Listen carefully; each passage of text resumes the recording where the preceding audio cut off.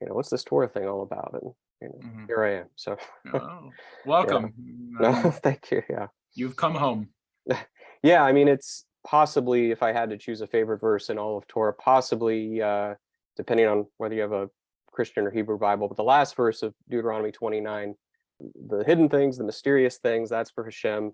Mm. And for us and our children after us and so on, it's what's been given. And verses like that have really been a bedrock foundation for me. And as so much of the esoteric.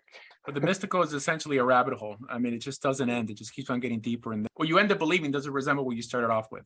So Right. it's just kind of, it's better to just stick with the basics. Yeah. Yeah.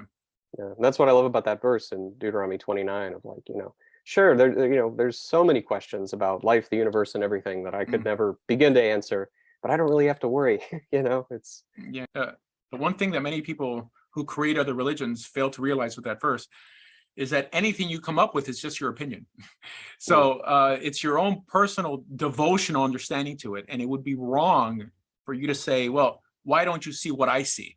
Now I'm going to shun you. I'm going to create my own religion and I'm going to tell everyone outside of that religion that they're going to hell. I think a reasonable person could appreciate that we all have devotional approaches, even if someone wants to believe that Jesus is the Messiah, right? That's fine. Problem is when you start telling someone, well, God is now unhappy just because you're not convinced with Paul's rendition of how Jewish history or the Bible, that's right. just his opinion. However, there's something that we can't disagree on as believers in the Bible, and that's the Torah. Torah mm, tells us to do something, do it. And in terms of later developed ideas, those we could disagree on and still get along. Yeah.